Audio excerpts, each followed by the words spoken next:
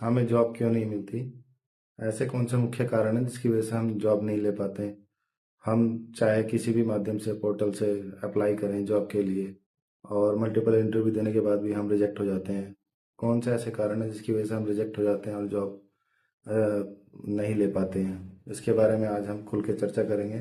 अक्सर आपने video content में देखा होगा कि जो यूट्यूब पे अपलोड हैं या और मल्टीपल अदर सोशल मीडिया पर अपलोडेड हैं कि जॉब कैसे प्राप्त करें। मगर आज मैं इस विषय पर चर्चा करूंगा कि मुख्य कारण क्या है, कि बेसिक जो रीजन है कि हमें जॉब क्यों नहीं मिलती, क्या नेगेटिव इम्पैक्ट रहते हैं कि जिसकी वजह से हमें जॉब नहीं मिल पाती। मैं बेस से स्टार्ट करूंगा ताकि हमें हमारी कमियां पता चले और हम उनको आगे फर्दर इम्प्रूवमेंट करके जॉब पा सकें। यही मेरा आज का मेन एजेंडा है, और ताकि ये आपको आपकी लाइफ में एक नया इम्प्रूवमेंट लाए और आपको एक जो भी आप जॉब की डिजायर्ड जॉब है आपको मिल जाए। हाय, मेरा नाम शिवम कुमार है और मैं पेशे से एक सिविल इंजीनियर हूँ और कॉर्पोरेट सेक्टर में वर्किंग हूँ डिजाइन डिपार्टमेंट में। और आपका the unique civil engineer mind में स्वागत है। आज आपको मैं इस टॉपिक पे हमें जॉब क्यों नहीं मिलती है आज पर इस पे मुख्य चर्चा करूंगा ताकि ये आपको आपके जीवन का अहम पार्ट बन जाए।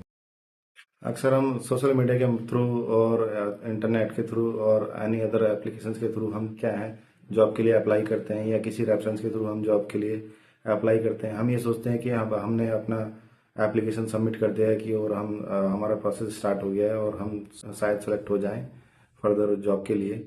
बट जब आपकी एप्लीकेशन आपका एप्लीकेशन इंटरव्यूअर के पास जाता है या हायर अथॉरिटी के पास जाता है, तो हायर अथॉरिटी उसमें शॉर्टलिस्ट फिल्टर आउट करती है कि कौन सा कैंडिडेट क्या है कि हमारे लिए मोस्ट सुटेबल है। तो उसमें जब आपका सीवी शॉर्टलिस्ट होता है, जब आपके शॉर्टलिस्ट पे इंटरव्यू ध्यान देता है या हायर अथॉरिटी ध्यान देती है, तो वो सबसे पहले क्वेश्चन माइंड में रेज करती है कि हम इस बंदे को क्यों हायर करें, क्या ऐसे मेन रीजन है कि हम इस बंदे को लें, शॉर्टलिस्ट करें। यही एक फर्स्ट रीजन होता है। ऐसे ही कुछ मुख्य कारण हैं जो आज मैं डिस्कस करने जा रहा हूँ, जिसकी वजह से हम क्या है कि प्रोसेस में, हायरिंग प्रोसेस में स्टेप 1 से चलते हैं और स्टेप फाइनल स्टेप तक जाते जाते रह जाते हैं और हमको जॉब नहीं मिल पाती। उसमें से हो सकता है कि आपका कुछ भी ऐसा ही रहा हो। तो जैसे कि मैं इसमें आज डिस्कस करने वाला हूँ, फर्स्ट स्टेप रहता है सीवी मेकिंग। सीवी मेकिंग एक डिपेंड करता है आपके फुल स्किल्स और फुल एजुकेशन बैकग्राउंड पे। आपका आपका प्रोफेशनल बैकग्राउंड कैसा है, एजुकेशन को भी शो करता है, आपकी पर्सनालिटी को शो करता है, आपका location, everything, each and every point आपका एप्लीकेशन पर डिपेंड होता है। उसके बिहाफ पे क्या है कि इंटरव्यूअर जो आपका है शॉर्टलिस्ट करता है इन चीज़ों को।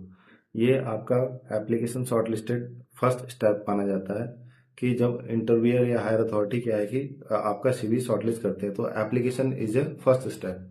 Second one is CV shortlisted.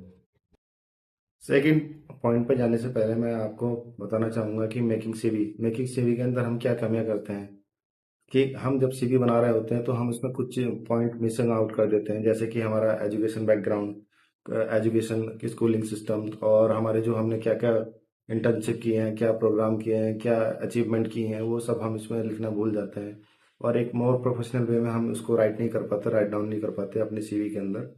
जिसकी वजह से क्या है कि एक इम्पैक्ट, नेगेटिव इम्पैक्ट जाता है इंटरव्यू के ऊपर, इंटरव्यूअर के ऊपर, जिसकी वजह से आपका क्या है वहीं पर सीवी रिजेक्ट होने के चांस बढ़ जाते हैं। Second point is CV shortlist. CV shortlist के अंदर हम क्या देखते हैं कि जब interviewer application process, multiple application process उसके पास आते हैं, तो उसमें सीवी शॉर्टलिस्ट करता है। सीवी शॉर्टलिस्ट इसके बिहाफ पे होता है कि आपकी प्रोफेशनल आईडी क्या है। आईडी मतलब आपकी पहचान, किस आप रिप्रेजेंट कैसे कर रहे हो, how to represent yourself. आप कैसे रिप्रेजेंट कर सकते हो इन फ्रंट ऑफ इंटरव्यूअर, किसके माध्यम से, एप्लीकेशन प्रोसेस के माध्यम से। तो इसमें क्या होता है कि हम क्या करते हैं, सीवी शॉर्टलिस्ट में क्या है कि मल्टीपल एरर छोड़ देते हैं। लाइक उसके अंदर हम स्किल्स ऐड करना भूल जाते हैं कि हमारे अंदर क्या क्या स्किल्स हैं। हमको तो पता है कि हमें एक्सेल्स एडिटिंग आता है, या हम सिविल इंजीनियर ऐसा, तो सिविल इंजीनियर्स की चीज़ें हमको पता है कि बेसिक चीज़ें पता है, बट हमने उसके अंदर डिफाइन नहीं की कि हम इसमें स्किलफुल हैं। तो उसकी वजह से और क्या है कि इंटरव्यूअर को क्या क्या रिक्वायरमेंट है उसके बिहाफ पे वो आपको शॉर्टलिस्ट करता है। सपोज दैट इंटरव्यूअर को चाहिए कि उसको फाउंडेशन वर्क कराना है, तो फाउंडेशन वर्क के लिए वो क्या करेगा, वो शॉर्टलिस्ट करेगा। आपने उसके अंदर चीज मेंशन नहीं की थी, तो वो आपका स्किल मिसिंग आउट हो गया, जिसकी वजह से आपका सीवी शॉर्टलिस्ट नहीं हो पाता। सीवी शॉर्टलिस्ट ना होने का मुख्य कारण क्या है कि आप क्या है कि इंटरव्यूअर की तरह नहीं सोच रहे कि इंटरव्यूअर क्या चाहता है हमसे। इंटरव्यूअर की डिजायर या हायर अथॉरिटी की डिजायर हमको पता होनी चाहिए कि इंटरव्यूअर क्या चाह रहा है, या आप उस फील्ड को चूज कर सकते हैं जिस फील्ड में आपको जाना है। तो आपको अपने सीवी में वही चीज डिफाइन करनी है, आपको जिस फील्ड में जाना है। आपको अननेसेसरी पार्ट कुछ ऐड नहीं करना। और सीवी शॉर्टलिस्ट होने का ही ये मेन ऑप्शन होना चाहिए कि आपको पहले डिसाइड करना है कि you will have to decide कि where you have to go. अगर आप ये चीज डिसाइड नहीं कर पा रहे तो आपका सीवी शॉर्ट लिस्टिंग में आपसे पूछा कुछ और जा रहा है, आप बता कुछ और रहे हो, तो सीवी शॉर्ट लिस्टिंग में वहीं पे आप सेकंड राउंड में कैंसिल हो जाओगे, आपका सीवी कैंसिल हो जाएगा और आप रिजेक्ट हो जाओगे। अगर आपका सीवी डिजायरफुल है और आपका सीवी शॉर्ट लिस्ट हो गया, आफ्टर शॉर्ट लिस्टिंग इंटरव्यूअर आपसे पूछेगा कि are you comfortable with this location, ऐसा करके आपसे कुछ क्वेश्चन पुटअप करेगा कि आप इस लोकेशन के लिए कंफर्टेबल हो। वो हमारा क्या होता है कि हम जैसे दूर दराज से होता है तो क्या है कि सिटी हम सोचते हैं कि विद इन सिटी रह जाएं। बट क्या है कि हम डिफरेंट सिटी में जाना पसंद नहीं करते, जिसकी वजह से हमारा कंफर्टेबल जोन खत्म हो जाएगा। तो वो इसलिए पूछते हैं कि आप कंफर्टेबल हो। अगर आपने रिजेक्ट कर दिया या आप डाउट में पहुंच गए, second thing is location. Location का रीलोकेट करना ही आपके लिए एक बिग पॉइंट है। अगर हम रीलोकेट नहीं कर पाते कुछ पॉइंट पे, तो जिसकी वजह से हम क्या है कि वहीं पर सेकंड रिजेक्शन हो जाता है हमारा। थर्ड वन हमारा रहता है कि जब हमसे आपसे क्वेश्चन इंटरव्यूअर पूछ लेता है सारे डिजायर्ड, उसके बाद और उसकी इंटर वो लगता है इंटरव्यूअर को हमारी डिजायर्ड फुलफिल हो रही है, तो आपका शेड्यूलिंग ऑफ इंटरव्यू शेड्यूलिंग आपके साथ वो इंटरव्यू शेड्यूल करेगा। और एक इंटरव्यू शेड्यूल करते टाइम ये चीजें बता देगा कि आपका इस डेट को इंटरव्यू शेड्यूल होगा। जैसे ही हमारा इंटरव्यू शेड्यूल हो गया तो हम इंटरव्यू के लिए प्रिपेयर हो जाते हैं, प्रिपेयर होना स्टार्ट कर देते हैं कि जैसे आपका आफ्टर 5 डेज है या आफ्टर 3 डेज है या नेक्स्ट नेक्स्ट डे। तो उसमें क्या है कि आप कहीं ना कहीं बीच में आपका जो कॉन्फिडेंस है इंटरव्यू का, at the time of interview क्या है, मोरल डाउन हो जाता है, क्योंकि हम सोचने सोचने बहुत ज़्यादा लगते हैं कि हम इंटरव्यू में पास होंगे या नहीं होंगे, इंटरव्यूअर कैसे क्वेश्चन पुटअप करेगा हमसे, हम क्या उसके क्वेश्चन का जवाब दे पाएंगे नहीं दे पाएंगे। हम तो क्या है कि हमारे माइंड में ओवर थिंकिंग होने लगती है, जिसकी वजह से हमारे यहाँ माइंड में क्या है कि निगेटिविटी बैठने लगती है, और यही निगेटिविटी हमारा जो है रिजेक्शन का कारण बनती है।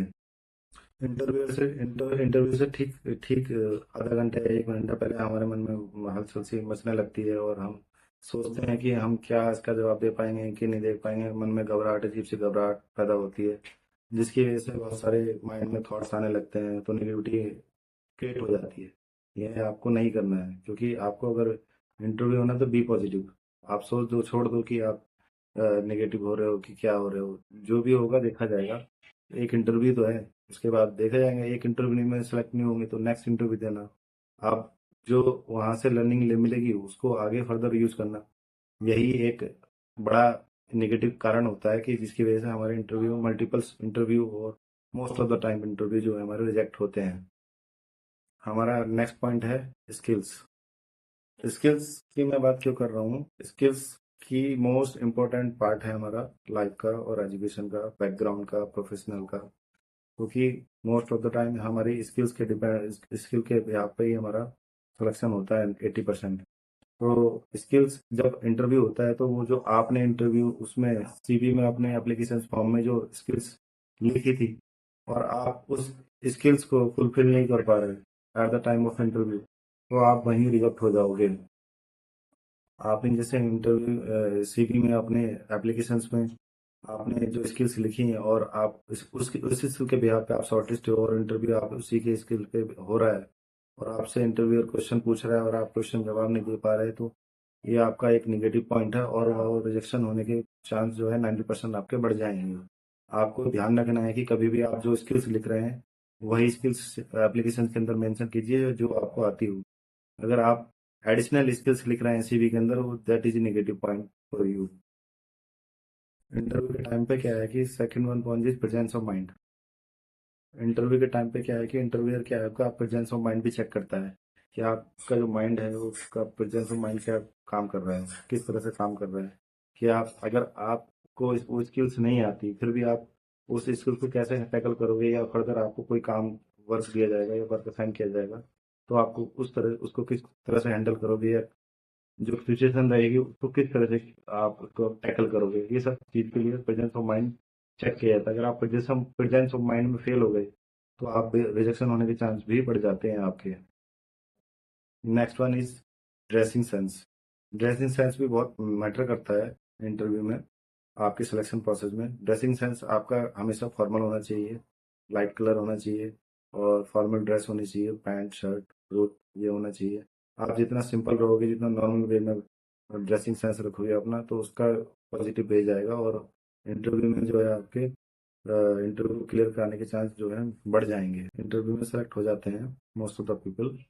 क्या है कि वो अपनी स्किल्स में एकदम तेज और तर्रार रहते हैं, और उस डिजायर को फुलफिल कर देते हैं। बट सेकेंड जो पॉइंट है वो है हमारा स्किल्स। आफ्टर कंप्लीटिंग इंटरव्यू, उसमें क्या होता है कि डिसाइड होता है कि ये हमारे कैंडिडेट जो है हमारे लिए डिजायरफुल है कि नहीं है।